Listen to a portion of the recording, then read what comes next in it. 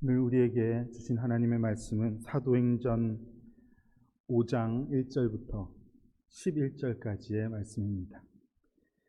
사도행전 5장 1절부터 11절까지 제가 한 절 읽고 여러분 한 절 읽으시고 이렇게 나누어서 읽겠습니다. 아나니아라 하는 사람이 그의 아내 삽비라와 더불어 소유를 팔아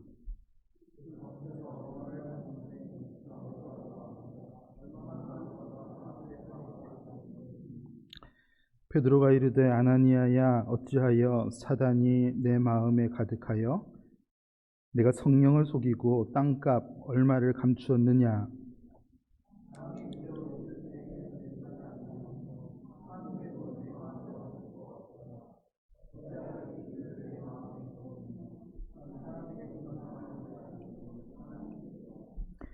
아나니아가 이 말을 듣고 엎드러져 혼이 떠나니 이 일을 듣는 사람이 다 크게 두려워하더라.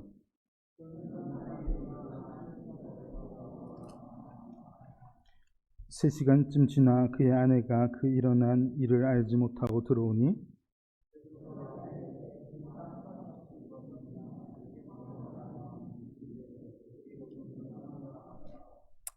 베드로가 이르되 너희가 어찌 함께 꾀하여 주의 영을 시험하려 하느냐? 보라 내 남편을 장사하고 오는 사람들의 발이 문 앞에 이르렀으니 또 너를 메어 내가리라 하니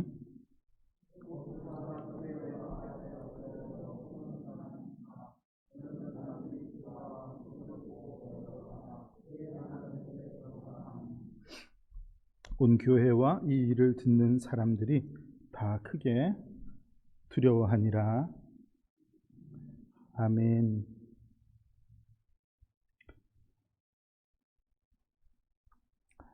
성령시대라는 주제로 말씀을 오늘 네 번째 전하는데요. 우리 교회가 성령시대에 잘 걸맞는 교회, 또 우리 성도님들이 성령시대에 잘 맞는 그런 성도들로 살아가시기를 간절히 원합니다. 지난주일 말씀을 혹시 기억하시나요? 성령시대에 성령님께서 다스리시는 교회에는 어떤 일들이 일어난다고 했습니까? 네? 벌써 잊어버리셨지 뭐. 나눔이 일어난다. 나눔. 삶을 나누고 복음을 나누고 은혜를 나누는 이 나눔이 교회들마다 성령님께서 다스리시지 아니하시면 참 나눔이 일어나기 어렵다. 그런 말씀을 나누었습니다. 오늘 5장으로 넘어갔는데요. 바로 그런 참 나눔이 라는 어떤 성령의 열매가 드러나는 교회라고 한다면 그럼에도 불구하고 충분히 일어날 수 있는 현상, 그냥 가능성이 있다라기보다는 사단이 주로 사용하는 아주 흔한 전략이면서 아주 강력한 전략이라고 할 수 있는 어떤 현상에 대해서 이 사도행전 5장에 오늘 함께 읽은 이 사건을 통해 교회에 말씀하신다 생각합니다. 베드로전서 5장 8절을 보면은 깨어 있고 근신해라 그렇게 권면하시면서 이 사단이 우는 사자처럼 삼킬 자를 막 배고픈 사자처럼 막 찾아다닌다. 얼마든지 이 교회가 넘어질 수 있고요. 성도들이 하나님께서 기뻐하지 아니하시는 죄를 지을 가능성이 있다는 것입니다.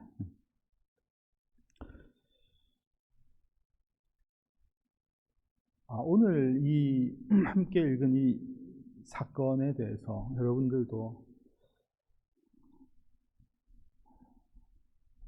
대부분 들어보셨을 이야기이죠. 아나니아와 삽비라 부부의 이야기인데, 그래도 다시 아주 간략하게 요약을 하자면, 이 아나니아 부부가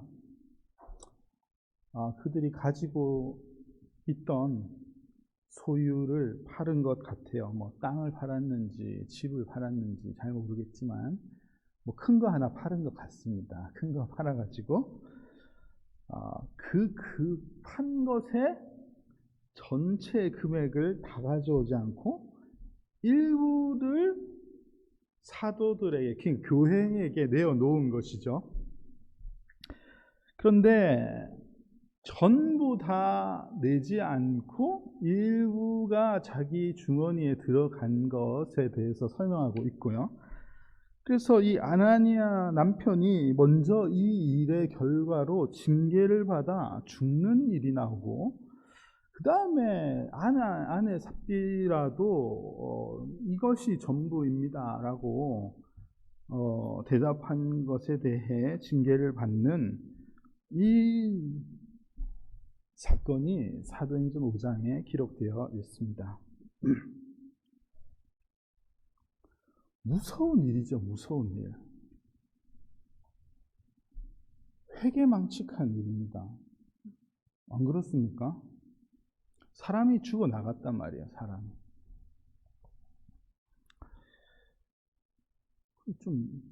이런 일이 다 있나, 그런 생각이 안 드십니까? 성경을 읽으실 때 무슨 전래 동화 읽듯이 그래 읽으면서 이런 일도 있었지 이렇게 할 일이 아니잖아요. 뭔 이런 일이 다 있나 교회에, 이렇게 반응해야 되는 게 정상 아닙니까? 빨리 반응을 하십시오. 제 말이 맞습니까? 아닙니까? 맞죠? 무슨 이런 일이 다 있냐 말입니다.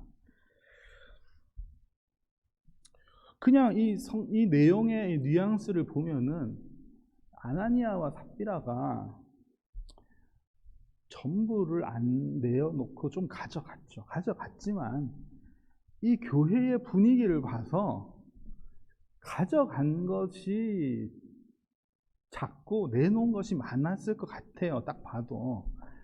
안 그러면 다 티가 났겠지. 근데 이것만 해도 대단한 일 아닌가요? 대단하지 않습니까? 여러분 중에 집을 팔았다, 땅을 팔았다 해서 이 교회에 이걸 사용하십시오 하고 내놓는 그런 분이 있습니까? 없어요, 없어. 전부는 고사하고, 땅 팔고 집 팔았습니다 하고, 10의 1을 교회에 내는 분들도 요즘에 흔치 않습니다. 작은 것에 대해서야 11조를 하죠. 집 50만 불짜리 집 팔렸습니다 하면서 5만 불을 10분의 1입니다 하고 내는 만한 분이 우리 교회에 있나요? 있으면 좋겠는데 없을 것 같아요. 제가 너무 무시했습니까? 아니, 그렇게 쉬운 일이 아니란 말입니다. 이게 얼마나 어려운 일입니까? 그런데 딱 봐도 10의 1은 고사하고 훨씬 많이 이 부부가 가지고 온 것 같아요. 그런데 지금 이 결과를 보면은 너무 무시무시한 일이 일어나지 않습니까? 뭐가 그렇게 잘못했습니까, 이 부부가? 뭐 그렇게 잘못했나요?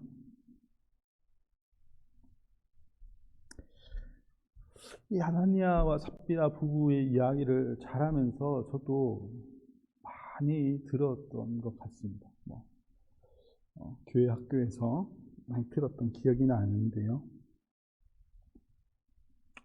주로 헌금에 대해서 이야기하면서 말씀을 들었던 기억이 납니다. 아마 여러분들도 그러시지 않았을까 생각이 들고요.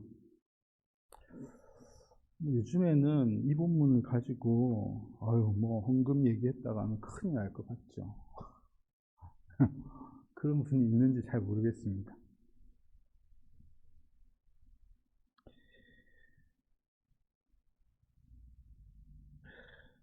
자, 그런데 이 사건은 아무리 생각해도 굉장히 중요한 사건은 맞는 것 같아요. 굉장히 중요한 사건이기 때문에 이 사건을 굳이 사도행전 5장에 기록을 했다라고 저는 생각을 합니다. 지금 사도행전이 전개가 되어 가면서 사도행전의 이제 큰 폭발적인 이야기는 교회들이 이제 막 세워지는 거예요. 이방 땅에. 그죠? 어마어마하게 복음이 막 확산되는 것인데, 그 확산이 되는 그 어떤 폭발적인 사건을 앞두고 교회라는 것은 이런 것입니다 라는 것을 잘 보여주시는 내용이 지금 전개가 되고 있단 말입니다. 네, 지금 교회는 이런 곳이다. 지금 교회는 처음 이제 주님께서 약속하신 그 교회들이 세워지는 내용을 잘 알려주시면서, 아, 교회는 진짜 이런 곳이구나. 그 교회의 가치를 잘 알려주시는 내용이 기록되어지고 있는데, 지금 이 희한한 사건이 여기에 들어가 있는 것을 봐서 이 사건은 그냥 단순히 헌금 생활을 똑바로 해라, 여기에 대해서 가르치시는 사건은 아닌 것 같아요. 관계해서 말씀드릴 수는 있겠지만, 이 사건에 대해서 이야기하면서 단순히 헌금을 적용하기에는 너무 우리 하나님이 좀 이상하게 보이잖아요. 이상하지 않습니까? 다 안 갖다 냈다고 그 자리에서 죽었다는 게, 실려 나가는 게 말이 되냔 말입니다. 그런 하나님 아니시잖아요. 그런 하나님이면 누가 살아 있겠습니까? 그런 하나님이 아니시란 말입니다. 그러면서도 왜 이 사건을, 이 중요한 지금 막 초대 교회는 이러했더라, 막 초대 교회는 이런 곳입니다, 교회는 이런 곳입니다, 막 이런 얘기를 하다가 무슨 지금 이런 사건을 꼭 기록해 놨을까? 저 끝에 구석에 어디다 좀 이런 내용은 좀 넣어놓지, 민망하게, 이런 생각이 들 수 있잖아요. 이 사건은 잘 살펴봐야지 된다 생각하고, 너무 중요한 경고의 말씀을 교회에 주시는 것이다, 저는 그렇게 믿고 있습니다. 자, 우리가 이 사건을 대할 때 항상 모든 성경을 읽을 때 그러해야 하지만, 성경을 읽을 때는 항상 앞뒤 전후 상황을 잘 살펴서 읽어야지 됩니다. 그리고 이 기록한 사람이 어떤 분인지, 이 기록한 사람의 의도를 아는 것이 제일 중요해요. 그러니까 그냥 어떤 하나만 뚝 떼어와가지고 뭘 한 가지를 강조하는 것은 이 옳은 방식이 아닙니다. 하나님께서 이 저자를 통해서 왜 이 사건을 여기에 기록하게 하셨는지를 잘 살펴보는 것이 참 중요한 것인데요. 자, 특히 이 사건에 대해서 우리가 잘 그런 부분을 살피면 좋겠습니다. 오늘 5장 2절을 보니까 이 부부가 한 행동을 이렇게 기록하고 있습니다. 그 값에서 얼마를 감춤해 그 아내도 알더라. 얼마만 가져다가 사도들의 발 앞에 두니, 이렇게 성경이 기록하고 있습니다. 이 부부가 뭘 팔아가지고 소유를 가져왔는데, 일부를, 다를 가져오지 않고 일부를 가져와서는 그것을 사도들의 발 앞에 내려놓았다, 이렇게 본문이 기록하고 있습니다.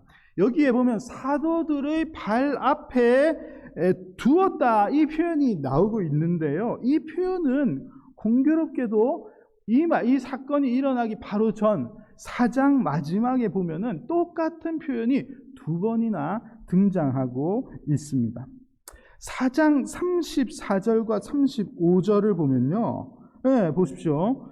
그 중에 가난한 사람이 없었다 하면서 이는 밭과 집 있는 자는 팔아 그 판 것의 값을 가져다가 사도들의 발 앞에 두매 그들이 각 사람의 필요를 따라 나누어 줌이라. 이렇게 사도들이 발 앞에 둔 것을 표현하고 있고, 그 이후에 36절, 37절에 보면은 어떤 한 인물의 예를 또 들어 놓았습니다. 바나바가 여기서부터 등장하죠. 바나바라는 사람을 이야기하면서, 바나바에 대해서 이야기하면서 그가 밭이 있음에 팔아 그 값을 가지고 사도들의 발 앞에 두니라. 여기에도 사도들의 발 앞에 두는 어떤 행동을 성경이 표현하고 있습니다. 그리고 5장에 들어와서 이 아나니아와 삽비라 부부의 이야기를 꺼내면서 이 부부의 행동을 표현하기를 얼마만 가져다가 사도들의 발 앞에 두었다. 그러니까 똑같은 행동을 하고 있는 거예요. 이 아나니아와 삽비라가 이 초대 교회에 일어나고 있는 사람들의 행동을 그대로 따라하고 있는 것입니다. 가져와서 사도들의 발 앞에 두었다. 이것을 기록한 누가의 어떤 의도와 생각이 여기에 묻어나고 있다. 저는 그렇게 생각합니다. 이 4장 후반부에 교회에 믿음 있는 자들이 보인 사도들 앞에 발 앞에 내어놓는 행동과 이 아나니아와 삽비라 부부가 발 앞에 내어놓는 행동을 똑같이 보여주면서 비교해 보여주고 있는 것이죠. 여러분, 이 말씀의 내용을 통해서 우리는 이 성령 시대의 교회를 이루고 있는 성도들, 저와 여러분들이 무엇을 굉장히 경계해야지 되는지, 무엇이 굉장히 심각한 문제가 될 수 있는지, 교회 시대가 시작되면은 어떤 부분을 가장 경계해야지 되는지를 바로 이 사건을 통해서 교회에게 알려주신다. 저는 그렇게 믿습니다. 그럼 지금 초대 교회에 이전에 없었던 일들이 일어나고 있어요. 그것은 내 것, 네 것 이런 경계가 없어진 것입니다. 내 소유를 내 것이라고 주장하지 않고 서로 막 나누는 그런 일들이 일어난 것이죠. 내 소유를, 내 믿음을 막 나누어 주는 것입니다. 4장 32절부터 보시면은 한 마음과 한 뜻이 되어 모든 물건을 서로 통용하고 자기 재물을 조금이라도 자기 것이라 하는 이가 없었다. 소유를 막 나누고 있습니다. 이어서 나온 33절을 보시면은 사도들이 큰 권능으로 주 예수의 부활을 증언하니, 사도들은 뭘 증언합니까? 예수 그리스도의 은혜를 증언하는 거예요. 그죠? 예수 그리스도의 은혜를 증언하니 뭐라고 되어 있습니까? 무리가 큰 은혜를 받았더라. 소유를 나누고 은혜를 나누고 은혜를 얻고 이런 모습이 초대교회에 막 확산이 되고 있는 거예요.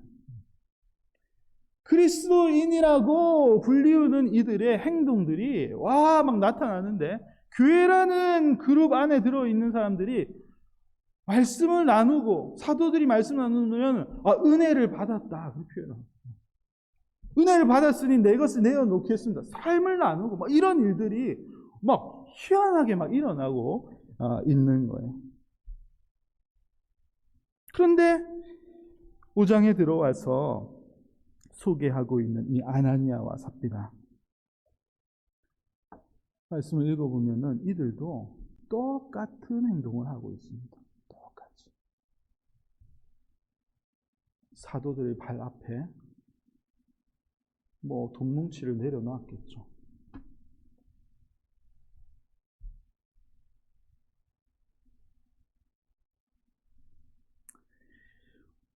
보기에 똑같잖아요. 바나바가 한 행동들, 예루살렘 교회에서 은혜 받은 사람들이 한 행동들, 아나니아와 삽비라가 한 행동 뭐가 다릅니까? 똑같은 모습을 하고 있습니다.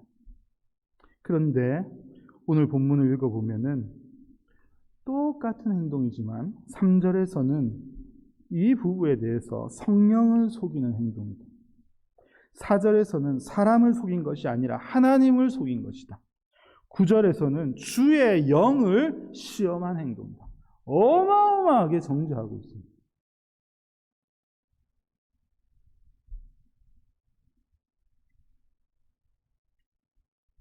뭐가 잘못됐는지 좀 이해가 가시나요?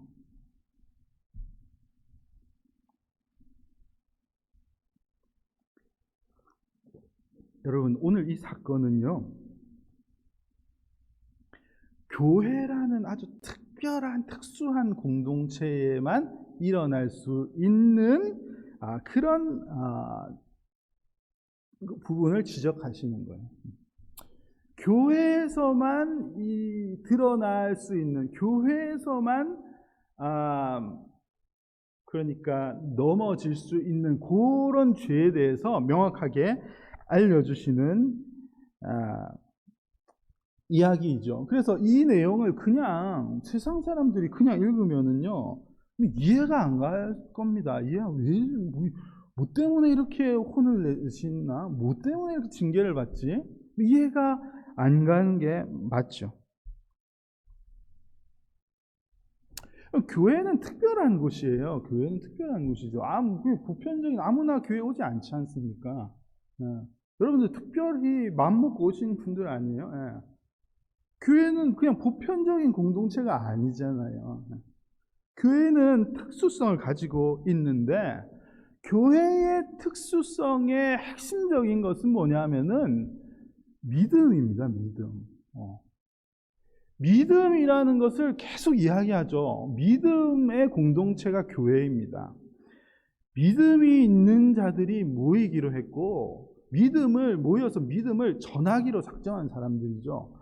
우리의 가치가 믿음에 있습니다. 그래서 교회가 참된 교회라고 한다면은 우리의 모임에서는요, 누가 더 많이 가졌냐, 누가 더 똑똑하냐, 지위가 높으냐, 거기에 관심이 갈 것이 아니고 누가 더 올바른 믿음을 가졌는가, 그거에 관심이 가야지 되는 것이 마땅합니다.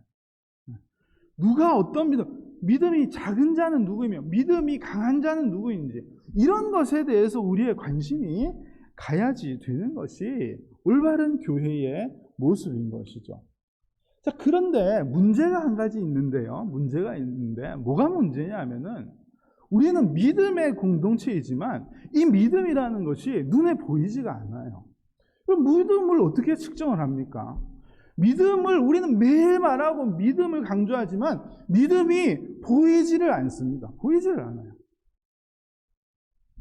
믿음이 보이지 않기 때문에 이 교회라는 공동체는 가장 선하고 가장 정직한 공동체인 것 같이 살아가고 있지만은, 믿음이 보이지 않기 때문에요, 이 교회라는 공동체가 자칫하면은 가장 거짓된 공동체가 될 수가 있는 거예요. 아주 위험한 것이죠. 다 거짓말을 하고 있을 수 있단 말이에요. 믿음이 작은데 믿음이 큰 척을 하는, 믿음이 약한데 믿음이 강한 흉내를 낸다는 말입니다. 얼마든지 그렇습니다. 사람들에 대해서 뿐만 아니라 자기도 속는 거예요. 나도 속고 있는 것이지. 내가 믿음이 있는 줄 착각하는 거예요. 보이지 않으니까 그런 겁니다. 보이면은 내 믿음이 작아졌구나. 좀 강해져야 될 텐데. 이 표시가 나면 되는데, 안 보이는데 어떡해요? 안 보이는데.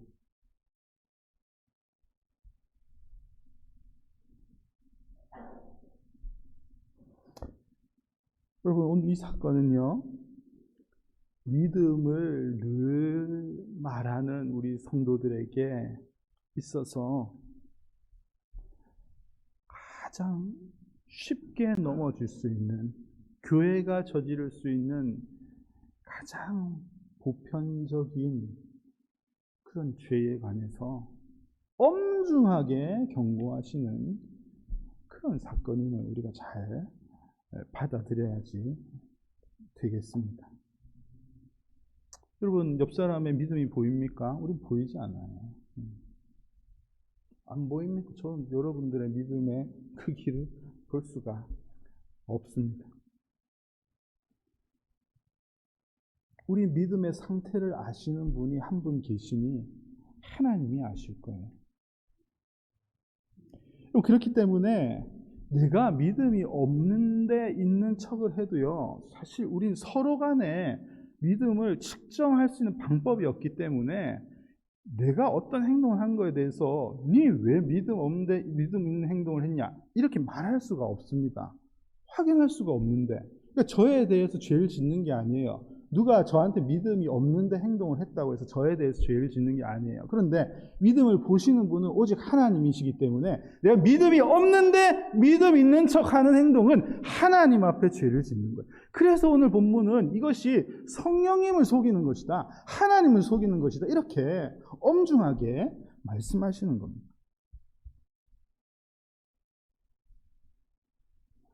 지난주에도 말씀을 드렸잖아요. 우리가 가진 게 있어야지 나눌 수 있는 것. 은혜가 뭐 있어야지 은혜를 풍성히 나눌 수 있는 것 아닙니까? 이 아나니아와 삽비라 부부가 그만한 믿음이 없는 거예요. 그런데 이 부부가 이 믿음 있는 사람하고 똑같이 인정받고 싶은 거예요.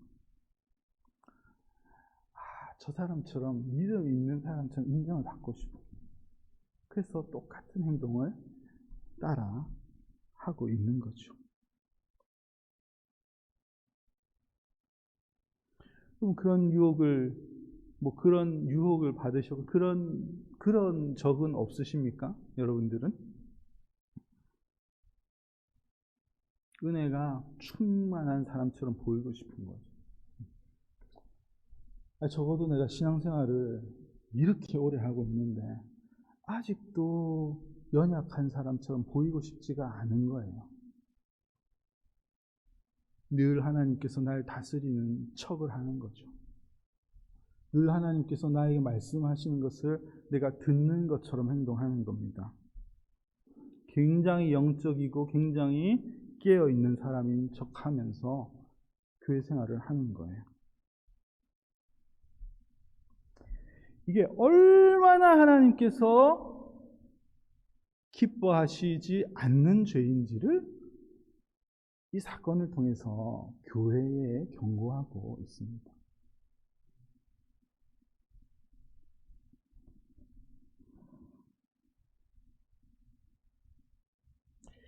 예수님께서 세상에 오셔서 사역하실 때 얼마나 좋은 아름다운 말씀을 많이 하셨습니다. 그런데 예수님께서 유일하게 비판하시고 아주 참 무섭도록 책망하신 무리들이 있습니다. 당시의 종교 지도자들, 바리새인들, 서기관들. 마태복음 23장 27절 말씀. 이런 말씀이 너무 많이 있는데요. 너무 많이 있지만 23장 27절. 화 있을진저. 아주 저주하시는 말씀. 화 있을진저. 외식하는 서기관들과 바리새인들이여, 회칠한 무덤 같으니 겉으로는 아름답게 보이나 그 안에는 죽은 사람의 뼈와 모든 더러운 것이 가득하다. 여러분, 이 바리새인과 서기관들에게 예수님께서 가장 많이 표현하신 것이 외식하는 자들이다. 너희들은 외식하는 자들이다. 이 외식하는 자들이라는 헬라어 표현은요, 연극하는 자라는 말입니다. 연극하고 있다. 가면을 쓰고 있다. 이 말이에요. 진짜는 그렇지 않은데 그런 척하고 사는 이것들아, 너희들이 얼마나 나쁜지 이걸 무지막지 경고하셨습니다.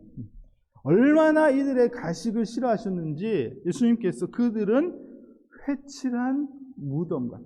겉으로는 번지르르한데 속은 죽은 송장이 썩어가고 있단 말이에요. 그 정도로 나쁘게 표현하셨어요.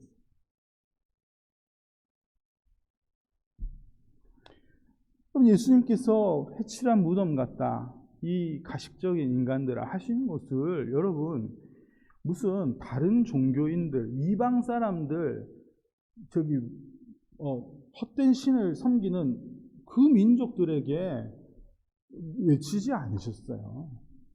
그들에게 하신 말씀이 아닙니다. 이들이 뭐 하는 사람들입니까? 매주 모여서, 회당에 모여서 율법을 묵상하고 하나님이 누구신지에 대해서 말하고 말씀 외우고 맨날 이거 하는 사람들이에요. 그런데 예수님께서 이 사람들을 향해서 이 회칠한 무덤 같은,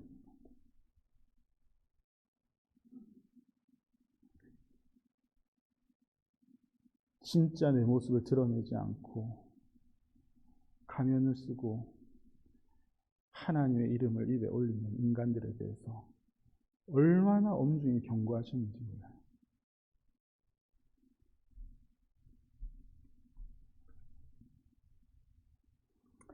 그럼 교회는 아름다운 곳이어야 됩니다. 교회는 주님의 거룩하신 몸이시죠.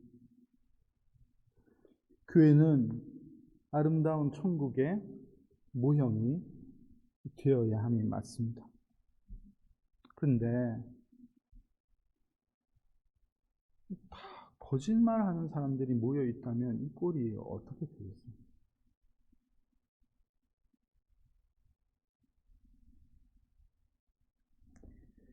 그러면 안 되는데. 근데요, 이미 교회는 그렇게 되어 있어요.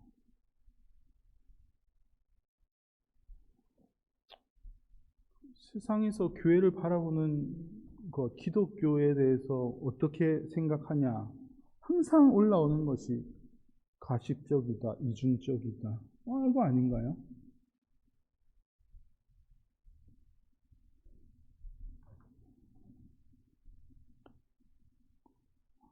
우리 교회는 다릅니까?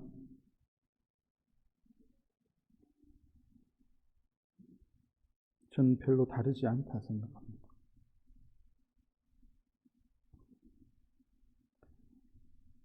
나의 가난한 영적인 상태를 좀처럼 드러내지 않으려 하는 우리의 모습이 있는 거죠.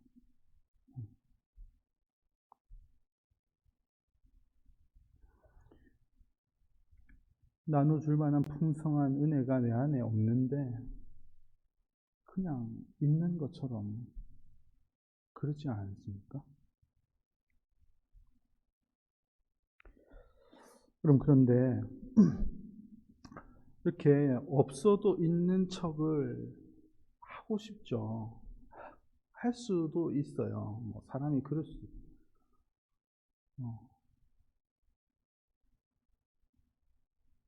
나중에 내가 그렇게 될 거니까 좀 그런 척을 하고 살지 뭐. 그런 거 있잖아요. 내가 지금 가진 게 없는데 나중에 한 방이 있으니까 나는 지금도 있는 척 할 거 살 거야. 약간 그런 거 있잖아요. 아니 근데 이 신앙생활에 대해서, 이 믿음에 관해서는 그럼 지금 그렇게 할 상황이 아닙니다. 그렇게 살아도 되는 시대가 있었어요. 그런 시대가 있었어요. 이전에 그냥 쉽게 말해서 2년 반 전만 해도 그렇게 살아도 저는 그렇게 살 수도 있다 이렇게 말할 수 있겠는데요. 이 코로나 시대를 지나고 지금도 끝이 나지 않았지만 이 시대를 겪으면서 제게 세워진 한 가지 교훈, 딱 한 가지 있습니다. 이 2년 반을 지나면서 제가 깨달은 것 딱 한 가지. 죽을 준비를 확실히 해라. 전 그거밖에 없어요. 이전에는 나중에 내가 기한이 다 되어서 이후에 하나님의 앞에 설 것, 이거 생각했어요. 그러면은 좀 가식적이어도 되지. 아직 시간이 있으니까. 그런데 이 2년 반을 지나면서 지금 이제 그런 생각을 할 때가 아니라는 생각을 합니다. 그런 시대가 아니에요. 제가 그 교훈을 얻었습니다.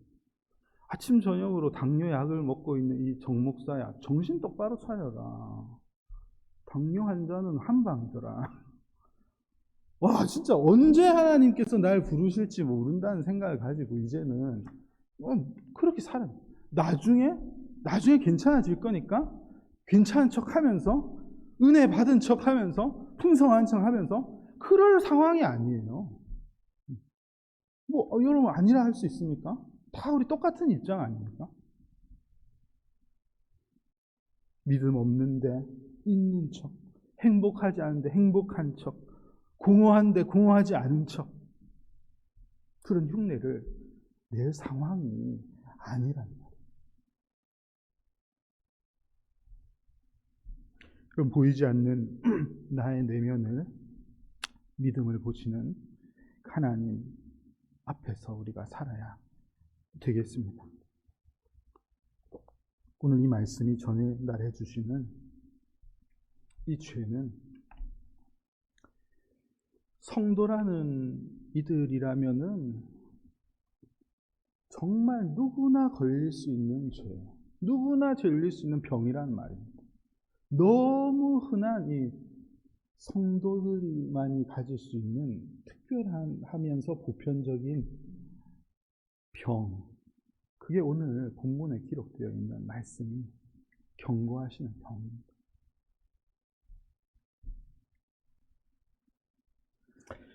시편 말씀을 보면 여러 곳에서 나는 가난합니다 이런 고백을 많이 하고 있어요. 그래서 가난하다는 것은 가진 게 없다는 것이 아니라 내 속사람이 너무 가난하다, 이걸 진실되게 고백하는 겁니다. 그럼 많은 시편 중에서 시편 40편 17절 말씀, 우리 함께 참 귀한 말씀인데요, 같이 한번 고백해 보겠습니다. 같이 읽겠습니다. 시작. 나는 가난하고 궁핍하오나 주께서는 나를 생각하시오니 주는 나의 도우심이요 나를 건지시는 이시라. 나의 하나님이여 지체하지 마소서. 여러분, 이 고백이 우리의 진실된 고백이 되면 좋겠습니다. 하나님, 난 사실 가난합니다. 겉으로는 번지르르하고 사람들은 내가 굉장히 행복해 보이고 다 잘 산다고 그렇게 보지만은 나는 사실은 내 내면이 너무 가난해. 이런 우리의 고백이 있어야지 되는 거예요. 마태복음 5장에서 예수님께서도 심령이 가난한 자가 복이 있다. 그리고 그 심령이 가난하다고 고백하는 자가 천국을 얻는다 했거든요. 내가 가난합니다. 성령님께서 채워주셔야만 됩니다. 이 고백이 늘 있는 이가 천국을 사는 거예요. 사랑하는 성도 여러분, 우리가 하나님 앞에서 진실되게 늘 하나님 앞에서 나의 진짜 모습을 하나님 앞에 고백하며 도움을 주시는 분은 하나님이시니 하나님 오늘도 나와 동행해 주세요. 늘 그런 고백과 함께 살아가는 복된 성도님들이 다 되시기를 주님의 이름으로 축복합니다. 우리 시간에 이 시편, 함께 읽은 시편 40편의 말씀을 가지고 지은 찬양이 있는데요, 이 찬양을 진실되게 기도하는 마음으로 고백하면서 여러분들 준비하신 분들은 예물을 드리도록 하겠습니다.